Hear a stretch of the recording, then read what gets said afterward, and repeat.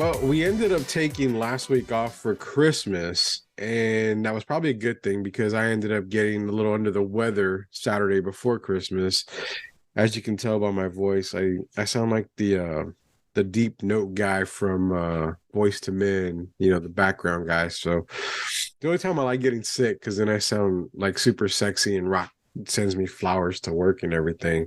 But it is another week. And before we go into the new year, we want to hit y'all up with a final episode of 2022 of Sweep the League Sports Talk. It is myself, and it's not self-proclaimed. I was this guy way before radio. Now it's the rated R sports star, the ravishing one, Rudy Campos Jr., alongside the Rock himself, Rocky Garza. Stats is with us. It's us three tonight, guys. Everybody else is on, I guess, vacay for the New Year's coming up. Gentlemen, we got a lot to talk about. Cowboys are on cloud nine right now. San Antonio Spurs picked up a victory. Do we see a little bit of a turn of the corner? The Spurs are actually playing tonight. We'll get into that talk here. And also, we've got Sweeper Keep, man. We've got a lot of stuff going on here. We got other stuff probably coming up. We promised drunk talk. I got to talk about drunk times because we talked about fast food and, Mark and Rocky and Candace on the last episode threw up in their mouth at everything that I told them that I ate. Well, now we're going to talk about drunken nights and how much have I and other people really have had to drink on another episode of Off the Rails, basically, part of the Sweeper League. But gentlemen, hey, we survived Salvation Army. Thank you guys for helping out. I appreciate it. We didn't freeze our balls off this time, Rock. No, sir, we did not. I mean, I was warm. I actually wore pants for once, which y'all were surprised. But yeah, it wasn't too bad. It was at a good time before the actual freeze hit the next week. So yeah, it was real fun, and I'm glad that we got to help out and raise some money for some families. What pissed me off is the week before I'm at Salvation Army by myself. Candace shows up for a little bit because she wanted to show up. I raised them easy like maybe $10, and I think 5 of it was my $5 that I put in there. I raised nothing. Rock comes in here, and the count before or the account after that Saturday for what did we work? 2 hours? I think Stats is what it was. Maybe we were there for a couple of hours. Yeah. So the final count from that day alone was like $258. I mean, last year, Rock shows up, short shorts, ugly Christmas sweater. He was rocking were you rocking the hat, the Christmas hat? No, I was just rocking some Crocs and a fade. Oh, yeah, we were rocking, it was a socks and Crocs and socks, short shorts. Booty shorts? Booty short. Were they 5-inch or 4-inch? I can't remember on that. Hey, whatever you want it to be. No, what were they last year? I don't remember what it was. 5 inches. 5 inches. Okay, we're talking shorts. People. We're talking shorts, people. So 5-inch shorts. We were rocking I had my Gangsta Rapper shirt, which was our ugly Christmas sweater. And we raised a buttload of money last year. We joked on the radio that it was Rock's eyes. Well, Derek was there with us. He could see it. We had another witness. Stats. Was it the eyes of Rocky Garza that again brought in $258, or was it the location? That's the mystery we need to solve right now. I think it was a combination of the two, but you're missing one other detail: the fact that Rock actually dressed in line with his eye color. So like his shirt had his eye color on it as green, well. Right? Yeah, it was green. Rock was wearing like this checkered green shirt, and he had the wild green eyes, just like inviting people to come on in, very, very warm. And then we hit the location was the icing on the cake too. Very successful. Got all the big bucks. I mean, dude, we did really well, guys. I'm proud of us. Yeah, we did. And for everybody to know, Salvation Army is the Parade of Kettles. We'll be a part of it again next year. Brad Mayer from Salvation Army definitely is a great guy. We do a lot of work with him. So we'll be then next year. And then again, Parade of Kettles. They had a goal of $30,000 to raise. And last I heard, it was well over 31,000. So they hit their goal. Wow. And again, that all goes to rescuing Christmas, getting Christmases for families who aren't able to get kids anything, so the Salvation Army steps in, gets some presents and stuff. So congrats, everybody. All you guys out there raising money for the Salvation Army that helped us. We hit our goal of $30,000 plus. So massive, massive accomplishment there. Is it as big of an accomplishment as the Dallas Cowboys beating a backup quarterback? We're going to find out. But before we do, again, this is Sweep the League Sports Talk. Don't forget about Baller Boys podcast. And it was as good as it gets podcast. Then it was the D Gervin Big Mo show. And now it's something else, and I've got to get the name of it, but we're going to say the D Gervin Big Mo Show. Derek Gervin, Paul McKeskey on Monday nights on Facebook. Can't forget Shemaya on the Beats Internet Radio. And, of course, I Am Refocused Radio. I am biting my tongue because we have potentially a massive guest that we want to announce as soon as we get confirmation.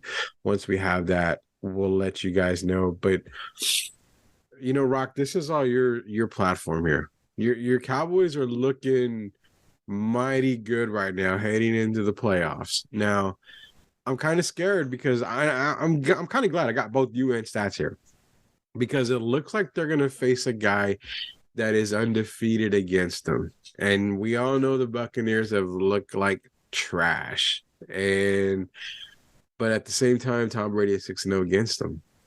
Are you at any way concerned, Rock, if you see the Dallas Cowboys meet Tom Brady and the Buccaneers in the first round? And it is Tampa Bay because they get the home field, even though they have a shitty record. They're going to get home field. So that's got to be some concern, right? Are you more confident with this Cowboy team going in? I think there's just a little concern just because you have those demons that the Cowboys are fighting, and it's more of they're playing against each other than executing the game plan against Tampa. I mean, we've all seen the Bucks and Brady just look completely washed, and the team just doesn't look like they want to be there. But then you always get that Brady magic, and it's just always the Cowboys beating themselves. I think they're going to be heavily favored going into it, and they just got to get the job done and not to be cute and try to just add that little magic to it. Just get the job done and treat it like business like usual. But I mean, there's going to be some concern also because there's injuries on the Dallas Cowboys side, so that does concern me. But I mean, this pass rush also has looked non-existent, and man, it's just Tom Brady, man. It just scares me every time the Cowboys have to go against them. It is. I get the concern for it. Am I super concerned? Probably not. I mean, Tampa Bay's it looks good in spurts, and the Cowboys have actually. I mean, I hate that I give them credit all the time now. I mean, they're looking really, really good. T.Y. Hilton, remember I told y'all guys, he's that third down guy that they've been needing, and he's going to get you that catch that you need to get, motivate the team. I really hope that, the coaching staff finds a way to get T.Y. Hilton the ball a little bit more, a couple more slant routes, get him more involved in the game. But, I mean, 52-yard bomb for his first catch as a Cowboy speaks volumes. I don't think there should be any concern, and I'm definitely cursing the Cowboys right now, but I don't think there should be very many concerns. The Tampa Bay Buccaneers have just looked terrible all year. Brady does not look comfortable. I don't even know if he's going to play another year after this year. If he does, it's definitely not going to be in Tampa. But we've got the official Tampa Bay man here in stats. Stats, your Bucks, man. I mean, is there any type of confidence going in if, and more than likely, the Bucks are going to meet the Cowboys? Is there any type of confidence, or is you lacking confidence going in? The same thing like I asked Brock. I mean, is there any concerns going in against the Cowboys in that first round? There's all the concern. Yeah, it's as simple as that. This game is not necessarily about Tampa Bay beating the Cowboys. This game, the theme of this game is going to be, will the Cowboys beat themselves? Just as Rock alluded to. I have no doubt that the Cowboys will win this game. Don't get me wrong. Brady has led the fourth quarter comebacks, the drives, the game-winning drives this season. But the Bucks, if you look beyond that, the Bucks have looked like trash. They're just not the same team. Brady looks older. They've had cracks on that team, and they couldn't fill them in the offseason. The injuries have really hurt them as well. There's some issue with coaching. I don't think Bowles is the guy there. It just feels like there's kind of like a headless chicken in Tampa Bay right now, and Brady's just kind of going off of fumes and instincts to lead these game-winning drives to bail them out. So their record should probably be worse. They did beat Arizona, I mean, with a game-winning drive, but shouldn't even have gone down to that. Arizona is not a good team. You mentioned the Cowboys just coming off of this big game against the Eagles. Yeah, if you're the Cowboys, you should have beaten the Eagles by at least like 15. I mean, it's Gardner Minshew. Nothing against the guy. I think he's a pretty solid backup, but the Cowboys really should have had kept him tempered down and should not have allowed this Eagles offense to go off. So I don't think the Cowboys should be too impressed with that victory. I don't think the fans should be that impressed with that victory. You went up against a backup quarterback. So you're saying to tame it down is what you're saying? Oh yeah, like lower expectations. Yeah, well, like I think the victory over the Eagles was a little overblown. A lot of people forgot that Hurts wasn't playing in that game. The Cowboys, they were playing at home. It's a favorite. They really should have won by a bigger margin. They had all their guys there. And I know we didn't get a chance to talk about this, but the biggest comeback in NFL history between the Indianapolis Colts and the Vikings. The reason I bring this up is because like everyone was treating the Vikings like, oh my gosh, they're amazing. They pulled off this comeback. But the Colts, here's the thing, the Colts are terrible. They're still terrible. And the Vikings went down 33-0 in their home in front of their fans. That is not what a Super Bowl winning team does. That's embarrassing. Why are you calling me out on this? They were my Super sad. Bowl pick. No, I got to talk about this. We didn't get to talk about this when it happened. I got to talk about this. People do not be impressed by that comeback. The Colts were supposed to be down. They were supposed to lose. The Vikings were supposed to dominate them. And they go down 33-0. They came back and bailed it out at the end to hide just how awful they were for like half of that game. And that is not what a championship winning team does. I still don't have that much faith in the Vikings because you just don't know which team is going to show up. And they barely won against the Giants this past weekend. But a win's a win. I mean, oh yeah, a win's a win. Don't get me wrong. But, Matt Ryan and now Nick Foles, the Colts are in trouble. Their future is in trouble right now. Oh yeah. And yeah, I wasn't impressed with that. Don't get me wrong. It's the feat itself is like, okay, biggest comeback in NFL history, but look beyond the feat and see how did the Vikings get in that hole in the first place. It's a consistency issue. How do you, I mean, I don't want to play, like what is it, devil's advocate or something, but how do you know they just didn't want to spot them 33 points, knowing they were going to come back and kick their ass? I mean, that's kind of, if you're asking me, that's kind of a dick move by the Vikings, but it's kind of a cool move. No, there's no way that was planned. You don't think no so? Way. No. They were playing Justin like Jefferson's a clown like that. I think he would like to put that on his shoulders and be like, yeah, we're going to come back and win. No, and man, it's fun to think about, but there's just no way. The Colts are terrible. They should not have. The Vikings, if you're the Vikings, you don't allow a team that bad to dominate you. And it's funny because Rock chimes in on the chat here saying, Matt Ryan knows how to blow leads. And again, I don't know what the fuck I did to you, Rock. I mean, you're coming at me. Mark's calling out my Super Bowl pick, who I picked the Vikings to win the Super Bowl. You're coming at me bringing up old Super Bowl shit about, Matt Ryan not blowing leads and everything. I mean, we know the problems. Y'all, this is going to be a really hard episode here. And I'm battling the allergies too. So I'm battling, all the elements all at once. Hey, Rock brought up Matt Ryan, dude. That wasn't me.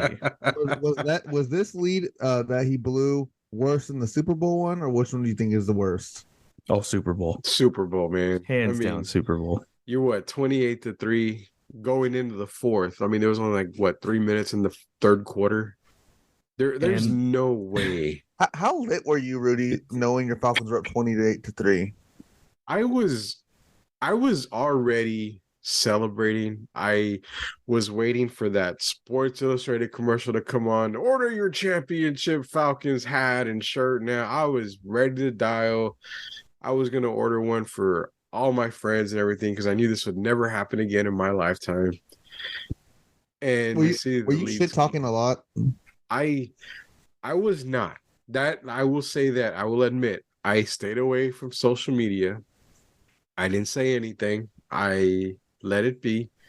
When I saw the lead going down, I was like, okay, it's Tom Brady. Everybody says that. It's Tom Brady. He's gonna make a comeback. You just gotta stop him. But when the play calling got the way that it did on the offensive side, Thanks, Kyle Shanahan. Kyle Shanahan, you prick. Dan Quinn. Another prick, even though he's doing good now. But it sucks. Both guys go somewhere else and they're doing good. Anyway, the play calling was just crap in that fourth quarter. You legitimately had the Patriots on their heels. You could have ran the ball. You could have dunked and dinked the entire fourth quarter. No one said you have to run a play. You can run the play clock down to 1 second, knock off another 10, 12 seconds, and then run it down again. You were moving the ball the entire game. You could control that game. I don't know what happened. All I know is I stayed off social media. When they blew the lead, I remember, and again, this is a children's show, but we cuss every now and then. I remember my exact post on Facebook was, nobody better fucking call me, text me, message me, nothing. Leave me the fuck alone. And I posted it, and I wanted to break my phone so bad, but I didn't have insurance on that one at the time, so couldn't do that. I wanted to break my TV so bad, and I should have, because that piece of shit conked out like in a week or two later. I was livid. I was livid. It was if like somebody was talking shit about my mom, and I wanted to kill them. That's how livid I was. You know, I'll be honest with you. Like when they were ahead and they had built up that lead, it was really sad going back and remembering all of the shots of Arthur Blank celebrating. Like he was just so elated. Yes. And I like honestly, man, when that pick six happened, that was like one of the most exciting moments I've ever witnessed in the NFL. Just the pick six on Brady, taking it all the way back to the house. I was like, oh my gosh, this is so awesome. Fresh new team, finally going to win it all. Seeing Julio Jones get that Super Bowl ring. Oh my God, that catch in the fourth quarter. I mean, everything lined up. This was literally the football god saying, Atlanta, you will never get here again, ever. Here is your moment, your time to shine. You got it back with Jamal Anderson and Dan Reeves, and you didn't quite finish it there. You didn't quite do it there. This is your moment. This is your time. And I said, all you have to do is just take care of the lead. Mm-hmm. They couldn't even do that, man. I've contemplated, and not contemplating the bad thing, but I've contemplated switching my fandom completely, which I haven't done yet. I filled out the application to be a Jets fan. I did like the Jets back in the day for a little bit. Hey, the QB likes moms, man. Well, I mean, I guess if the MILF is, hot, I mean, you can't deny it. But no, he's not even there no more. They're gonna get rid of him at the end of the year. So I even filled out an application like a year or two ago to be a Dolphins fan when they sucked. I mean, that's how bad it was. I don't want to be a Cowboy fan. I can't stand we're going to the Super Bowl every year, be 12-4 or whatever, or 12-5 now, whatever. Super Bowl dreams just to get bounced by Brock Purdy in the next round. I mean, Rudy, did you know that Texas has 2 NFL teams? Yes, I did. But I mean, if I wanted misery, I would just stay a Falcons fan. Why am I going to become a Texans fan right now? Or you can just, not be a fan of the NFL or of any team, watch it and then be a San Antonio Brahmas fan. No, I'm a Brahma. I'm a Brahma supporter anyway. But I've got to have an NFL team. I mean, the NBA has gotten so Charmin soft. I don't want to. I mean, you can literally take 5 steps before you're dribbling, and it's okay. You can, you know, you can tickle LeBron in his armpit, and you're ejected. It's a flagrant 2. I mean, the NBA is just soft. MLB is MLB. I love baseball. I gotta have a sport, man. Football is the only thing I got. I've got to watch it. So you guys help me pick out a team and make it a mediocre team, because I don't want to pick I'm a Chiefs fan, I'm riding that bandwagon. Yeah. Nothing like that. No. If Yeah.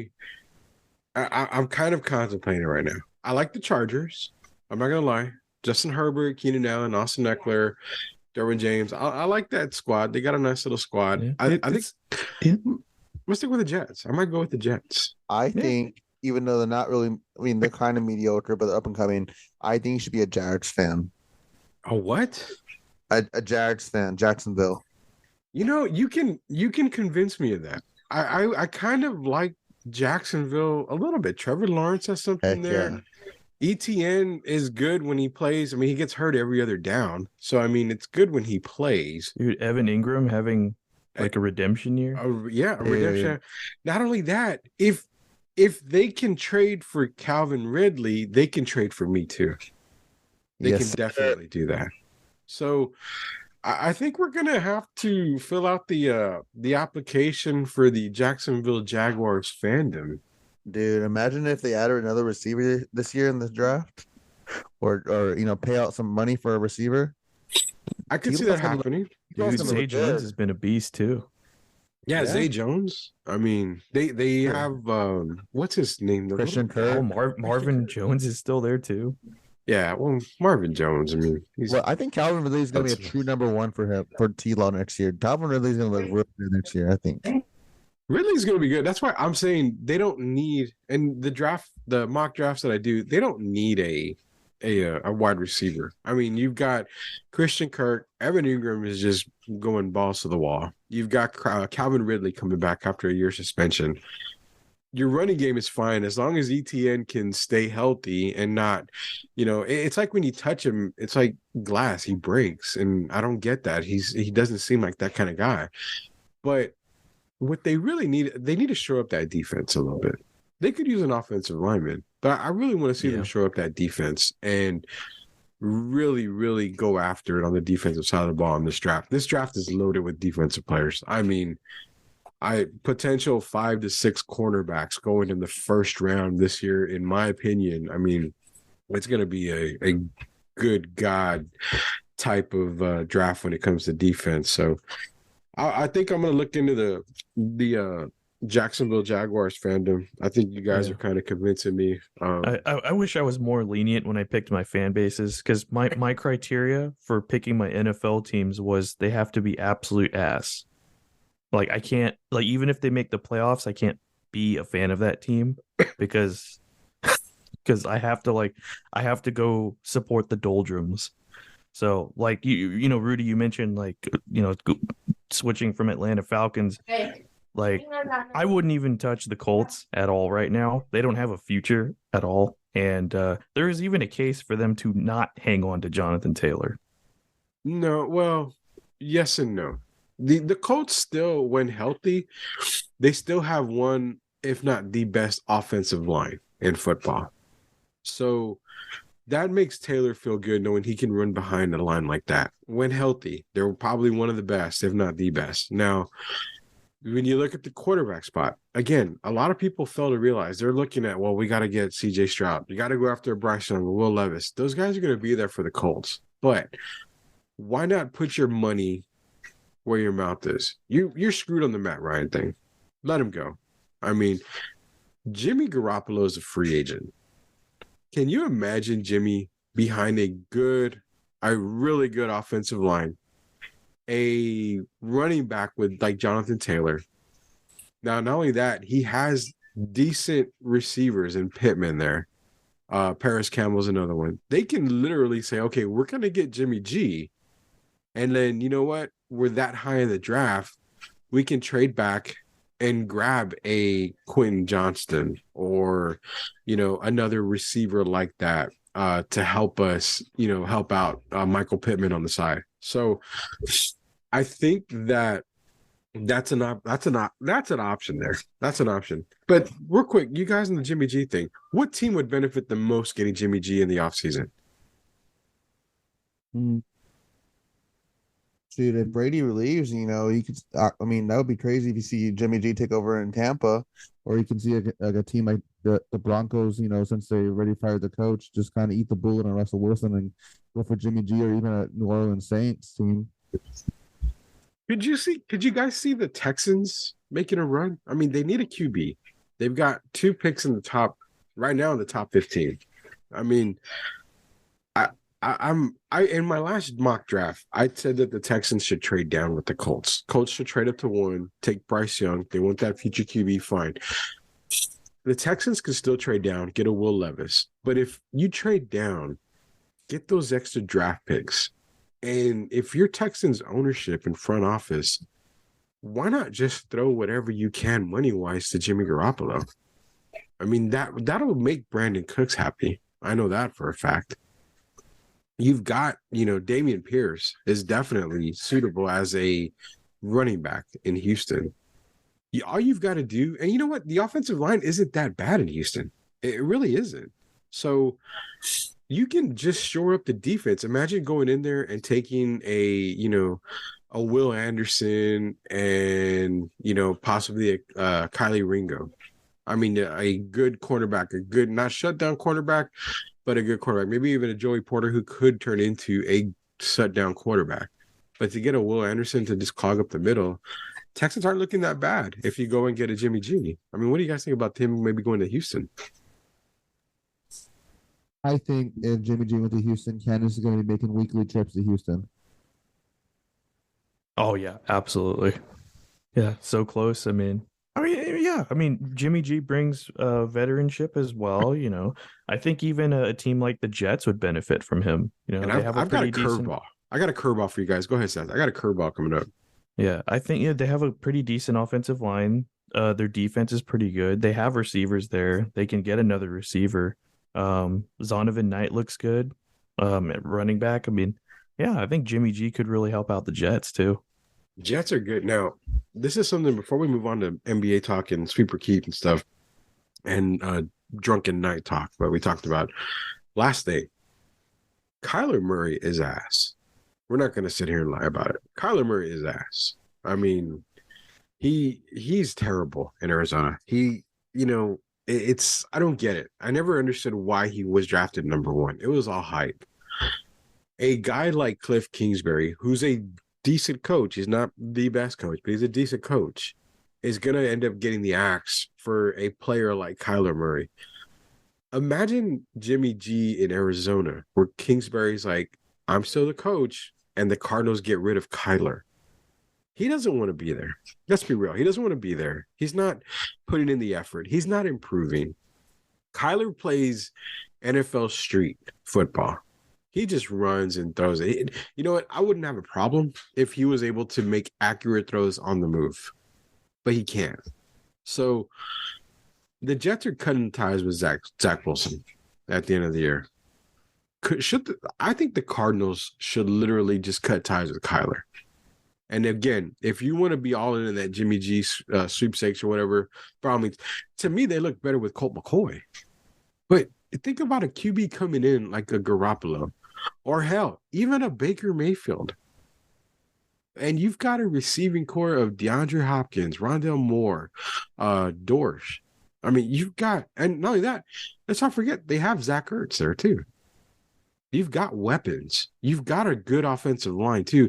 You could use another tremendous offensive line, and where the Cardinals are drafting Peter Skorinski, Paris Johnson. You've got tons of massive offensive line guys right there that could help you instantly. Plus, you got James Conner. I mean, the defense isn't too bad either. Is it time for the Cardinals to just wipe their hands clean of Kyler Murray? I think they should have done that before they signed him to that giant extension. Yeah, it's just going to be a hard reset for that organization. They debated so much on Kyler, and I'd imagine he'll have a lot of suitors because of, they'll see his talent. Just pure athleticism and more, but I know he's gone through a lot of injuries, but he's relied on athleticism and being the fastest, most gifted player his whole life, and it's kind of caught up to him. So I don't know what changes he can really make or what offense that can, scheme for him to thrive.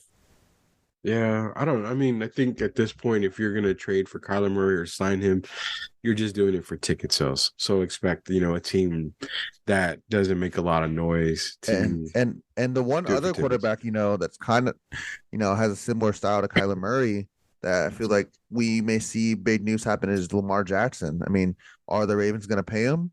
If they don't pay him, will they sign and There- trade him? There's Will no someone go for way. There's no way they could let him go. I mean, I don't buy the Lamar Jackson hype either. I mean, here's my scale.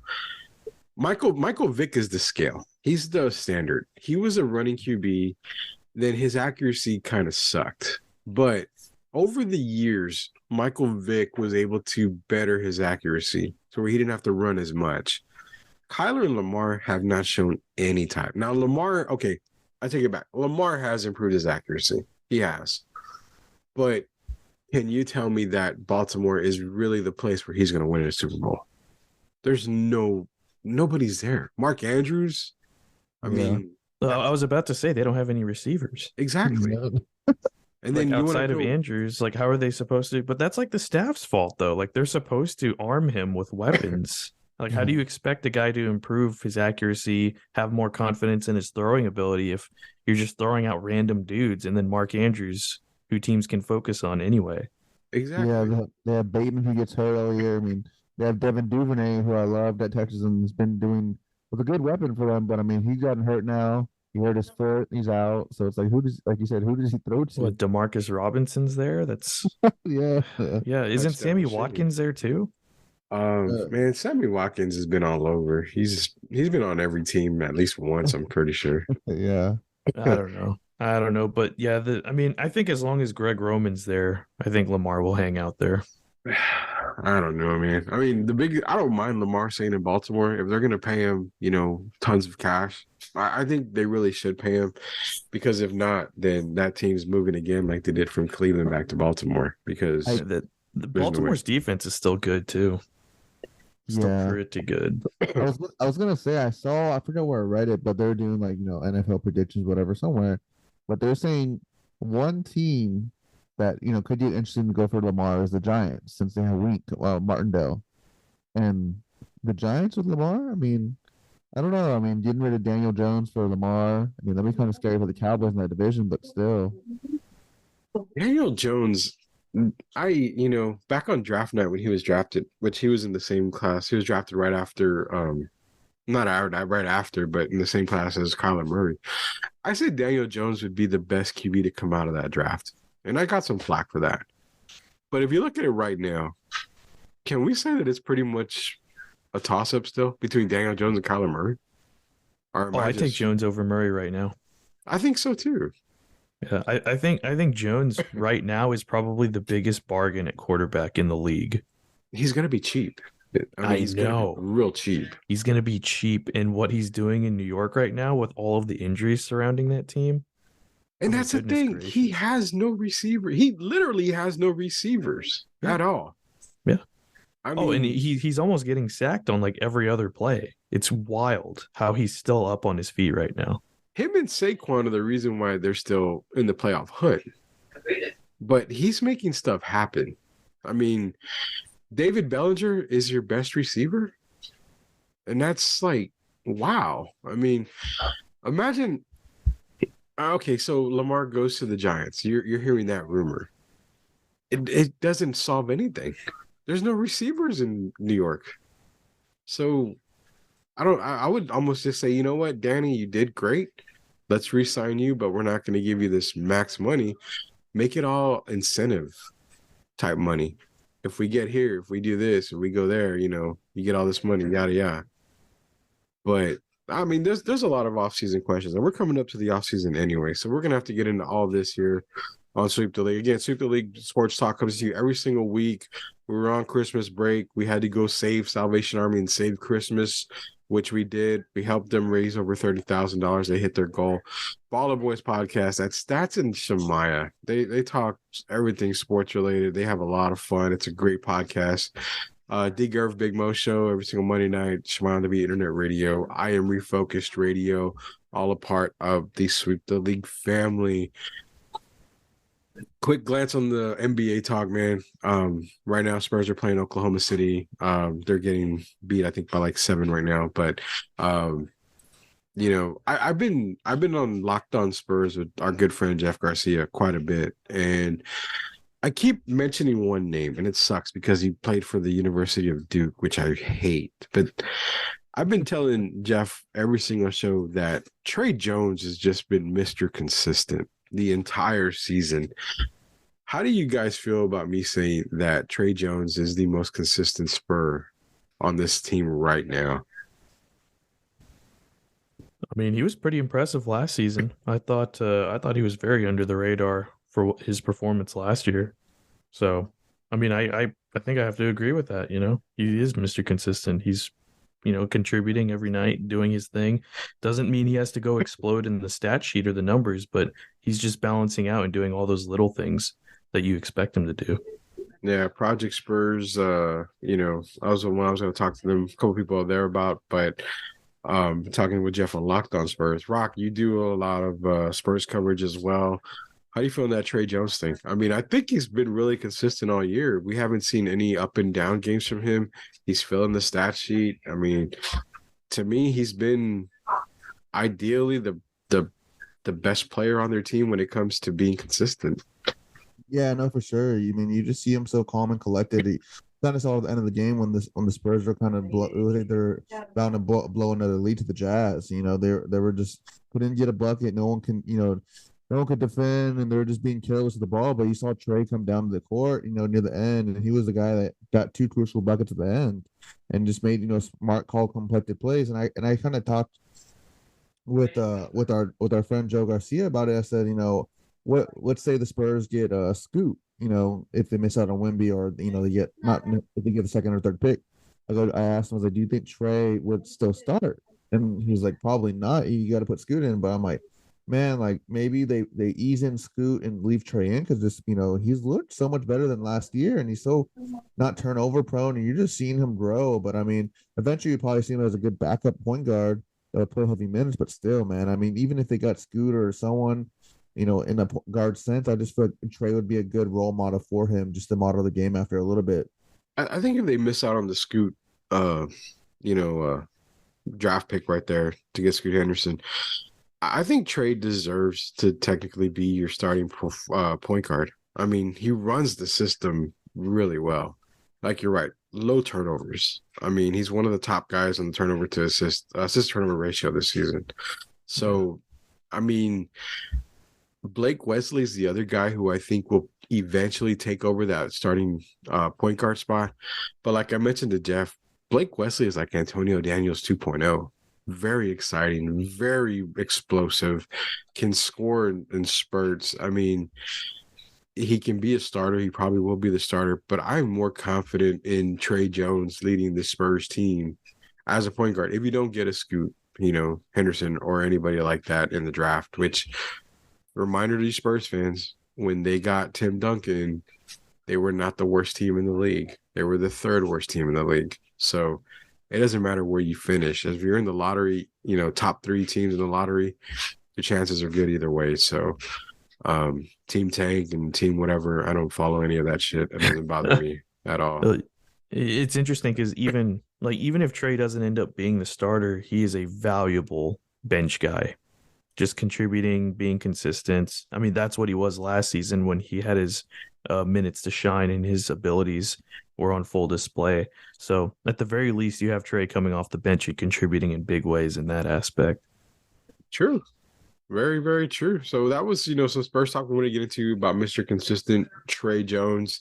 Again, Spurs, you know, they're one of the worst teams in the league, but it's expected. I mean, talent's going to always outshine you know, a rebuilding team. So we'll see where they finish. It's still a long season. We haven't even hit the All-Star break. So we'll get back to the Spurs talk here a lot more after the NFL season. But we got Sweep or Keep coming up, and then we've got our Off the Rail segment. So Sweep or Keep stats, let's get it going, man.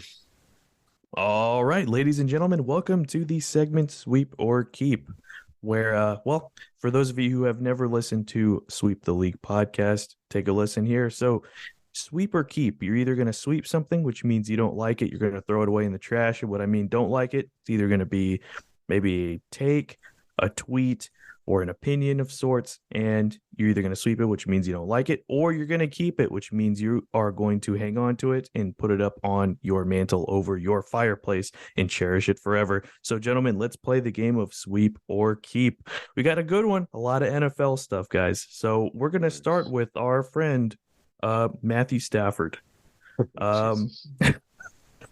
Matthew Stafford, when asked by his wife if he was planning to retire, his answer was simply no, with a period. Gentlemen, sweep or keep? So if we sweeping it, are we saying that he's gonna retire? Do you agree with him saying no, or do you disagree? Is essentially what it is. Like, Okay. Do you think it's time for Stafford to retire? He got a Super Bowl. I think it's time for him to retire. This season basically proves that you don't really need to accomplish anything more. You've already been at the top of the mountain.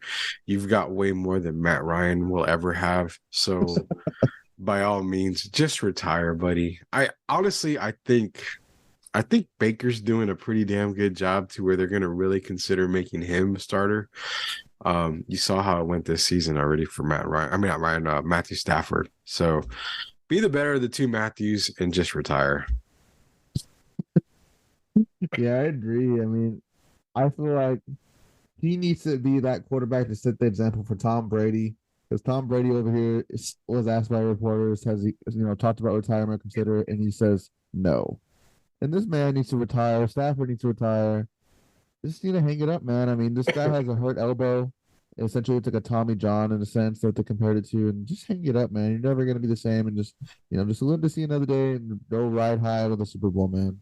Exactly. He needs to just ride high. I before his stats goes on, is one of these questions going to involve Brandon Staley? No. Okay. Does this have to do? Okay, I think I've heard. Okay, Rudy, you're gonna have to explain this because I saw something about Staley, but I wasn't sure what it was. So after Sweep or Keep, Yeah, I want you to talk about this. Okay, so next, gentlemen, again, a lot of hot stuff happening in the NFL right now. As you all know, coach of the Broncos, Nathaniel Hackett, was let go. So I don't know if you all have had a chance to see any of his comments. Post firing, they are priceless. So I'm going to go over one of the comments here. So this is from Nathaniel Hackett after being fired by the Broncos. He says, "What the F was I meant to do? It's hard to coach a guy who has more bathrooms in his house than touchdowns on the year." Gentlemen, sweep or keep? I am 100% keeping that comment. Russell Wilson has been complete ass this year. I don't know what his problem is. I mean, you can't say he doesn't have receivers. You have Jerry Jeudy, you have Cortland Sutton, you have Deluche or whatever his name, the tight end. He's a rookie. Greg Douche. Yeah. I don't know if it's douche. That's kind of dickhead response. No, I'm joking.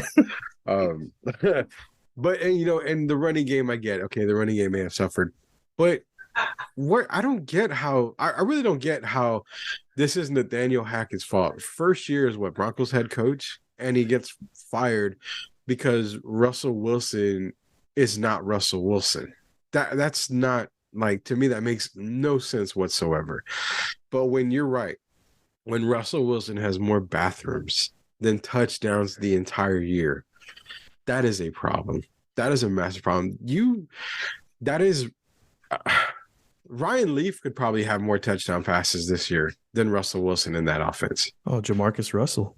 I won't go that far. Jamarcus Russell, if he was literally throwing to four receivers and only one guy defending them, all four of them, he would throw a pick. That's how bad Jamarcus Russell was. So I won't say go as far as Jamarcus Russell, but I will say that this is not Nathaniel Hackett's fault. I completely get what he's saying. I keep that statement. Russell Wilson is garbage. You are garbage this year, Russell Wilson. Broncos, let's ride.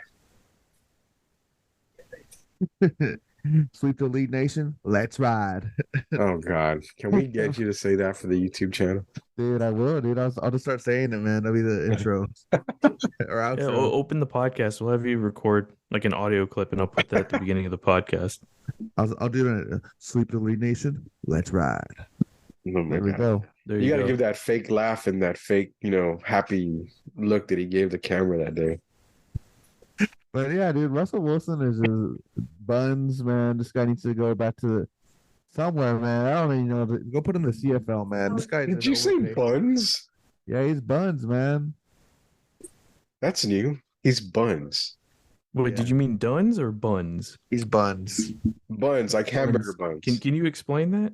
That's Yeah. just where he's trash, you know. So we're not saying he's trash. Are you afraid of offending Russell Wilson? Nah, he's just buns, dude. I Wait, mean, everybody what does likes that buns, mean? though. Do Everybody you likes toss buns. do you toss hamburger buns in the trash? We could. Oh my God.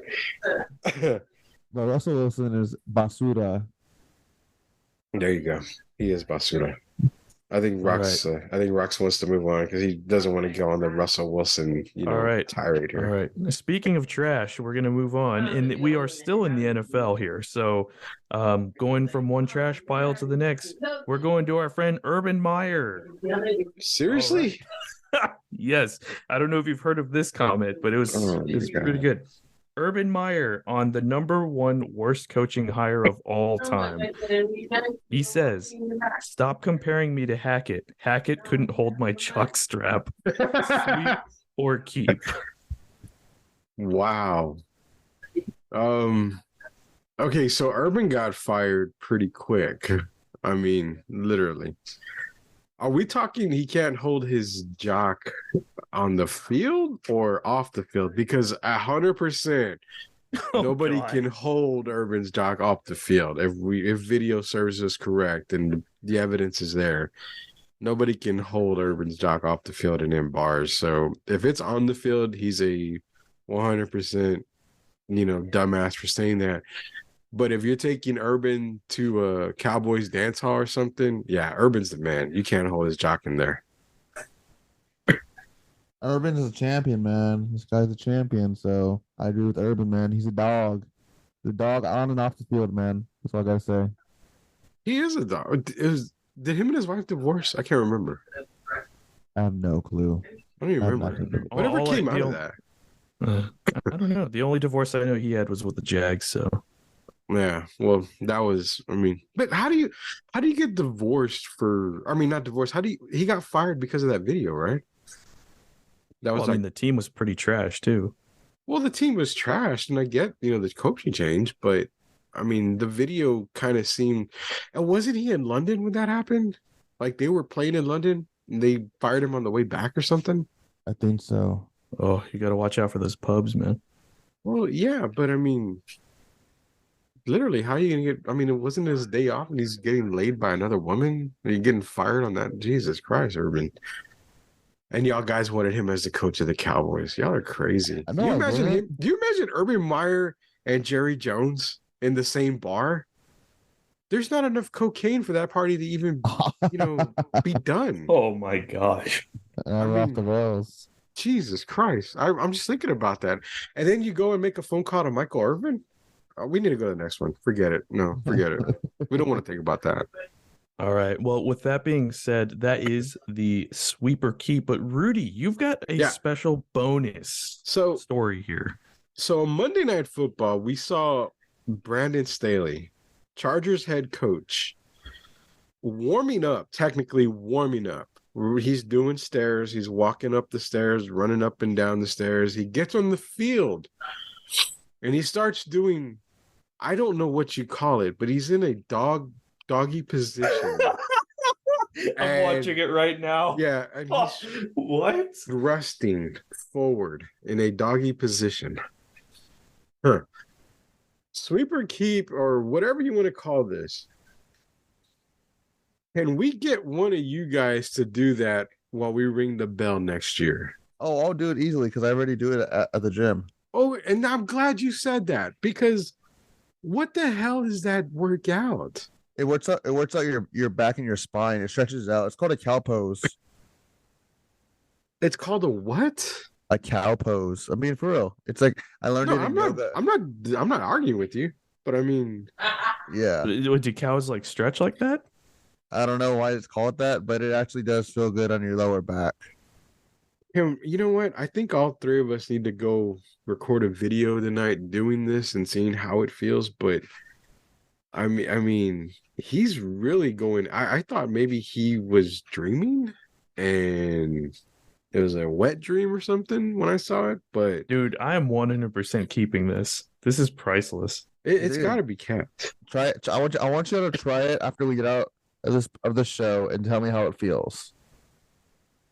Well, I mean, does it work out the ass bone? Because if it does, I'll do it. I have no ass, so I mean, You can clench Well, your- like, if you your did butt. this in public at a gym, like, would anyone look at you? Hey, they're probably looking at me. They're like, "Damn." I'm not gonna say anything. As much as I want to say something, I can't say nothing on that. You do this at the gym. You literally do this at the gym. Yeah, it's part of my wine warm up when I'm like gonna So- hit legs and stuff. The So one how many day- ladies are like watching when you do this? So however many ladies want to watch, doesn't matter to me. Well, I how have my many head- dudes are watching like when you do Dude, this too? hey, I don't discriminate, man. Whatever you want to do. I have my headphones on full blast. I'm just kind of zoned out, so it's whatever. Yikes! How come you didn't have me doing this the day you worked out with me? Dude, it's because you remember I was mad or I was annoyed with that front desk person. Well, how are you? Okay, how is the front desk guy to blame? You're not supposed to be in the gym after you were like, I'll just show up. Okay. He scans his card and it says, oh, you're only a member at this gym, not this gym. Well, I don't know this, and then they're like, see, and I'm gonna steal like Mike Taylor's little segment where he punches people. Punch the Gold's Gym for creating memberships where you can only go to select gyms, man. That's Well, so stupid. There's two. There's a black membership and a regular membership. I know, and I got told I have the black membership, but I didn't. I'm not gonna be like, oh, can I just go to this gym? But then I look at medical center. I'm like, how is this above black membership or whatever it is? I'm like, how is this a special gym? It's just medical and it's small. It's not like I'm going to Rogers Ranch or like somewhere bougie. Yeah, well, I guess it's one of the only gyms or one of the few gyms that has like a big ass basketball court. That's it. That was a nice basketball court, I have to admit. I do play basketball a lot there. I really do. I'm hoping to get my my call up one day to the G League at some point, which probably will never happen. All I right, can't man. wait for you to ball like Jason Williams, man. Jason Williams. Now, which one? Are we talking Jason Williams of the Sacramento Kings or Oh yeah. Jason Williams who blew his limo driver to death from the New Jersey Nets? The showman. Okay, Jason the showman. Williams. All right, we'll go with that then. We're gonna end this on. We're gonna go off the rails right now. We got a couple minutes left on the podcast here tonight. Off the rail segment. All right, so we talked about my eating habits and how I ate like 20,000 calories a day, and I was a big old Jabba the Hutt type person back then. Drinking. What's that? What you got, Stats? No, I was gonna say we barely scraped the surface on your diet. Oh, man. yeah. You At some point, we're gonna have to dedicate an episode just to all of our diets. I would love to hear Rock's diet, to be honest with you. I really would like to hear Rock's diet on this. But Dude, It's my like diet just so fluctuates, man, and I'm like always in between like a dirty bulk or like just working it off. Like I'll tell you what I ate today, man. What did I eat today? So I ate a bagel and a protein shake for breakfast. Had some coffee, just straight black coffee. Hell yeah. I can't do straight black coffee. I'm trying it one time, but I can't. Rock, dude, you're my black brother, man. Fist pounding you right now. Wow. All right. And then I had some some boneless wings. That's it. And then for dinner, I had salmon and some pasta. Does that make you any less of a man to get boneless wings? Nah, dude, boneless wings go hard. I don't care if you Dude, hell yeah, Rock, dude. No, I'm not. chicken nuggets. I don't care. Dude, I'm Rock, you're my not. boneless brother, dude. Hell I'm yeah. not saying anything wrong with it. I like boneless wings. I used to eat boneless wings just like everybody else. But you had those guys, oh, well, you were eating boneless wings, that makes you less of a man. It's chicken, bro. I mean, it's chicken. Some bone-in wings are garbage, man. Like you're just like, oh, what am I eating, man? Well, no, you're right, because I was a particular wing stop in town that I went to, and I got, the bone-in wings, and it was all bone. There was no meat anywhere in any of those wings. I'm like, what the hell? So Or some of them will have like too much fat on it, and you're just like, ugh, eating like just. I get it. So that's rocks. My meal today was I had grapes and cheese for breakfast. I had. Ooh, do you have wine with it? That was my poor man's wine and cheese right there. There you go. Coffee. I had coffee. I had coffee right now for the podcast. For lunch, I had my traditional Chipotle meal, which I do brown rice, black beans, half chicken, half barbacoa with medium and cheese. And got home, ate some Parmesan crusted green beans, ate some lightly salted peanuts and a few grapes, and that's my whole meal all day. Dude, before we sorry to interrupt you, Stats. Before we go to stats, diet. Have y'all heard? I've been going trending about the thing that people do on New Year's that if you eat grapes under a table. Oh, the New Year's tradition? Yeah. Yeah. So this is, this is straight up puro West Side stuff. You either eat grapes or you eat not black beans. What is it? Black-eyed peas. A spoon of black-eyed peas. So a long ass time ago, when I was married, my first time, her grandmother would give us the option. Would you want the grapes or do you want the black-eyed peas? And me not knowing, I was like, I want the grapes, but the kids and everybody get the grapes first because the black-eyed peas are freaking horrible. So she comes to me and I'm like, I'll take grapes. I don't have any more. You have to have the black-eyed peas. I'm like, oh God.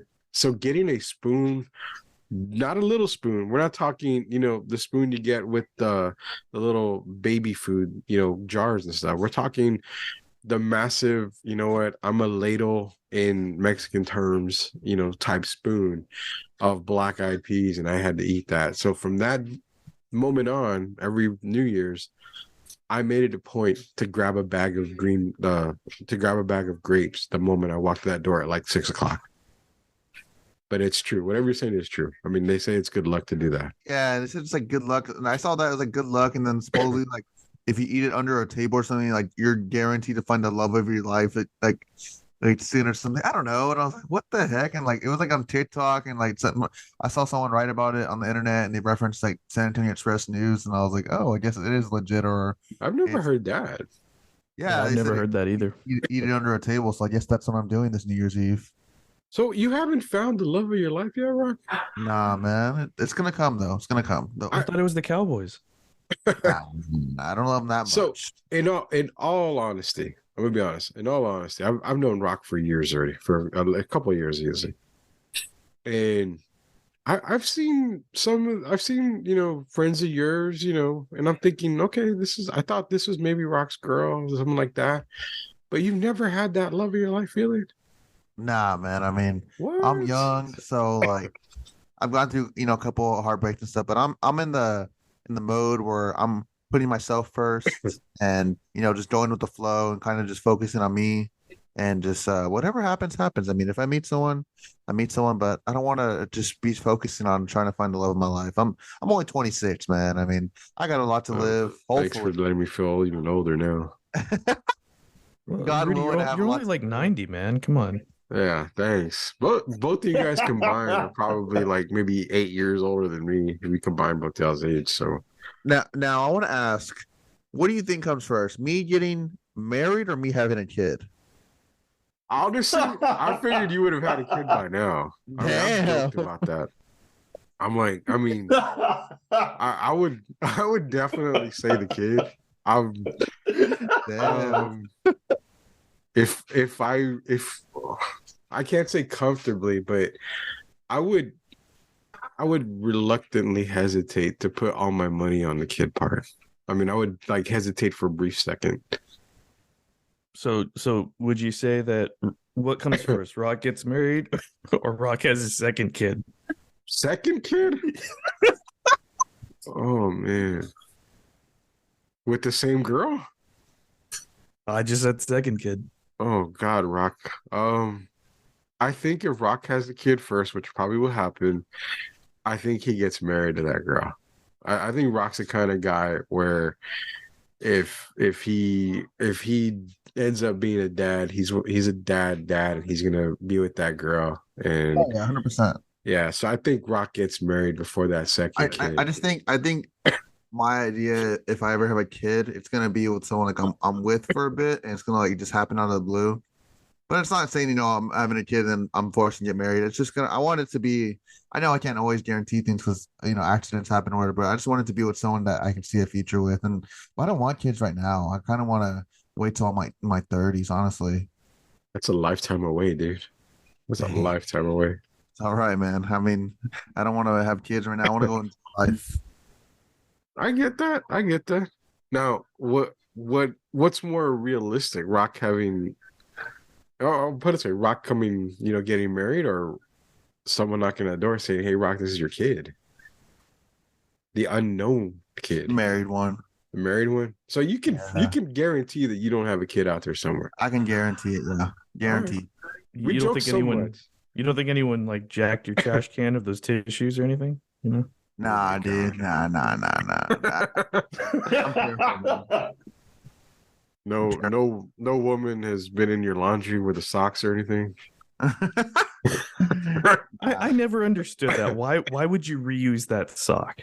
I never understood that. That is so gross. I've never tested the sock theory. I will say that much. It can't be that comfortable. I've never tested it either, but Well, I mean, I know it's not the same, but to me, I think about it, it's like carpet burn, isn't it? I mean, yeah, would that's you what I want mean that? though. Like, why how would is you it want that on your comfortable? junk? I mean, And then why I would don't you know. want I to? never Why would done you it. want to reuse that sock? Why would you want to put your foot in something that? Well, well, I would hope you'd wash it before you reused it. Well, even then though, like I mean, You're not gonna do the deed and put it back in the drawers. That's well, yeah, of course not. But I mean, just psychologically, you're looking through your socks, you're getting up in the morning, you're getting dressed for work. You're like, God, did I just do it in this sock like a week ago?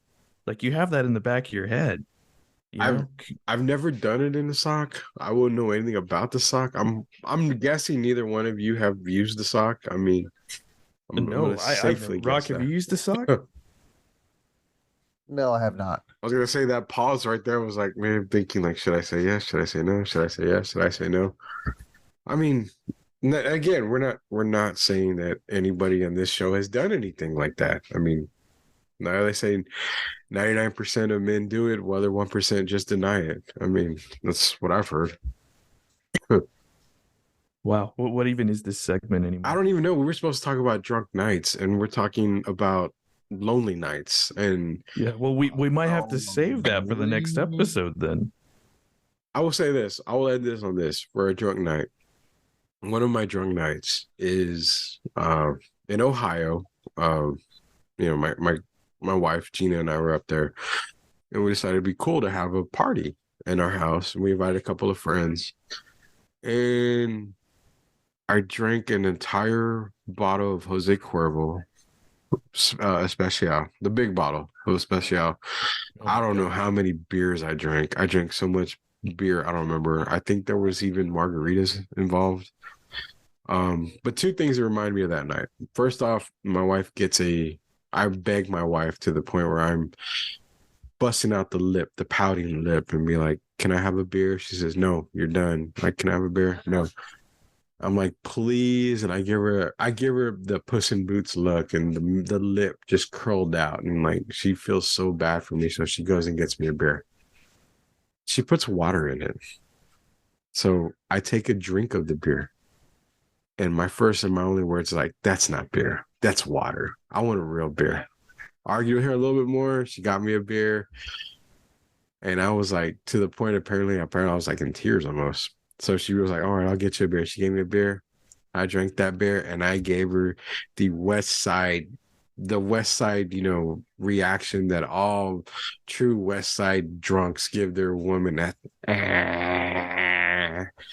like I got one over you. But then 10 minutes later, everybody goes to the kitchen.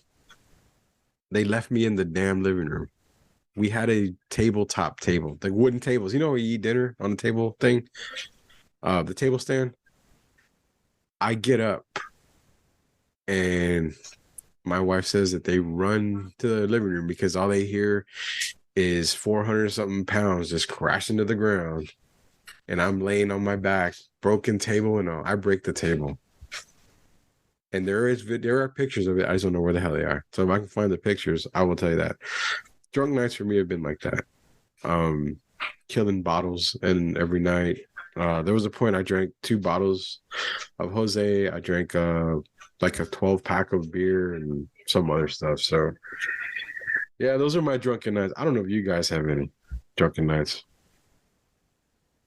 Yeah, well, I'm trying to recall some of them because I know I've forgotten full details on them because, the nature of the beast in that sense. Rox had to have had drunk nights. I don't drink. You liar. I'm straight edge. Wait a minute. You're the one talking about getting plastered when we go bowling. Nah, dude. I'm really talking about that's not me. Well, no, it was you and Candace even talked about getting plastered when we go bowling. I think you're mixed up with a different Rock, man. This is not dead. Oh, okay. So the guy that posts all these pictures at weddings and beer in hand and all this stuff is not you. Booty shorts. Nope, not me, man. I was drinking water. So why is it I get text messages, hey, let's go here, or hey, meet me out here. Let's go have a drink here. I mean, nah, I drink socially, man. I don't really try to get drunk. I mean, I just have a good time. But have you ever been drunk? Oh yeah, and it just feels like like blackout drunk. Not blackout, but just like to the point, and it's just like I don't like doing it because I don't want to drive and all that, or put someone at risk or just feel like absolute trash the next day. But I just go out socially. And I just like to have fun. I like to go out and dance more honestly, and just be a goofball. That's more fun to me. Dancing? Oh my god! Yeah, dude. Like this Saturday, I'm gonna be in a downtown area for one of my good friend's house who's moving to Seattle. Shout out to Ben. He was moving from San Antonio to Seattle. He lived here. He's worked here as a writer for 25 years, and he's got a job at the Seattle Times. Wow. Nice. Yeah. So he's actually the first one that gave me an opportunity to news write. So shout out to Ben Olivo for that. Nice. But, shout out to Ben. Yes, sir. And I wouldn't be where I wouldn't be here without him, man. Without you giving me a chance, Michael giving me a chance, everyone else giving me a chance. But yeah, we're gonna be having a party in Southtown, King William area, and gonna have a good time, man. It's his last little going away party. He leaves in January, so it should be fun, man. But I'm hoping to dance a lot, and maybe a beer bottle will be my New Year's Eve kiss. Oh man, we gotta put you on Tinder or something. We gotta get you a date for New Year's. Nah, man. Then I have to, give them attention and everything, dude. It's not. I just want to have fun with my friends, man. Not if you pay for a date. I mean, Rock's all about that. Me, myself, and I. There we go. No, I've been on Tinder and Hinge stuff, and like. Have you really? I mean, serious. Yeah, like for real. I mean, I've been on there and seen some people I know, and like matched with some people. Like even I saw some people from high school. I went to the match and talked, but just like. I'm just tired of the whole everyone knows everyone in San Antonio vibe, and just like, oh, so yeah, I could see that being a little awkward. Yeah, damn, definitely. I'm not. I don't know if y'all feel that way, where you feel like everyone knows everyone in San Antonio. Yes. Oh, 100%. Yes. It sucks, especially in the bowling scene. I know so many people in bowling, and then it's like, I've seen you before. Like, where? Oh, you bowl with so and so. Like, oh yeah. Well, I'm, their brother or their sister. I'm like, oh, okay. So then that person is like another tree of other people that you tend to know. So for a big city, everybody does know everybody. That's the sad part about San Antonio. All right. Well, we're done here, but it is New Year's. When we come back, it'll be the new year. It'll be 2023. Before we go, guys, New Year's resolutions. What do you have in mind? What do you want to say to everybody out there as we leave 2022? One of y'all can go first. Go ahead, Mark. All right. New Year's resolutions. Just, eating a little healthier. For those of y'all out there, just, go out there and find some hope, guys. There's a lot of people who maybe are isolated or just have low self-esteem. Go find yourself a goal. Find yourself some people, meet people, make friends, and go out there and be a good, kind person too. The world needs more helping hands. So if anything, work on just being a better person, not only for yourself, but for those around you. There you go. Rock. Yeah, so to the viewers, I give off 3 things that everyone should go for, and it's not hard to attain, but kind of going off what Mark said, being a better person, kind of just shifting a little bit of it, just being striving to be a better person, like at least 1% of a better person you were the day before. It doesn't have to be work related or whatever, performance wise at your job, whatever, but just like mentally, physically, spiritually, whatever you want to do, just trying to strive in this understanding, even if you don't reach that 1%, it's okay, man. You're gonna have a shit day sometimes, and just realizing that. But also, just being present and just trying to help others, like Mark said, man. I mean, being present is the most important thing. Life's too short. We worry so much about the future and just, avoid seeing family and friends and just trying to work hard and attain goals. But you just be present in the moment, man. I mean, just go outside, take a walk, be with the kids, be with the family members, tell them I love you. So yeah, just being present and, go just being outside and stuff. Those are the wonderful words of 2 of our co-hosts here, because we're all co-hosts. We're not hosts. There's no one host in here. Of our co-hosts here at Sweep the League, and all I want to say is, I want to echo what these guys are saying. Be yourself. For many years, I was myself, but to a point where I was probably a little too nice. And 2022 is actually good. I became an old asshole like I used to be. Well, 2023 is going to be even worse, I think.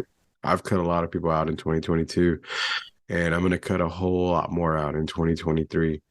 Live your dream, live your life. You know what? You only get one of these things. So make the best of it. If you want to take that trip, take that trip. If you want to tell that person to F off, tell them to F off. You live the life the way you want to live it. And that's what I want to say going into 2023 for all you people out there. You got to do what you got to do. You know what? I never once thought, years ago that this would be getting as big as it is, and it's getting big. We met a lot of people. We're about to meet more people, more athletes this coming year. So live your dream, have fun, drink a beer. If you're in Rock's case, have a kid. I don't know, do whatever. Amen, motherfuckers. just live your life and, make 2023 your best year to date. So for Stats, for Rocky, for Candace, for Derek, for Shemaya, we'll be back in 2023 with another episode of Sweep the League, and a lot more coming this year. We got a lot of merchandise coming out, stuff like that. YouTube channels getting released, websites getting built. I mean, we got a lot of stuff in store for everybody. So for everybody else, Happy New Year. We will see y'all next year. Oh, yeah.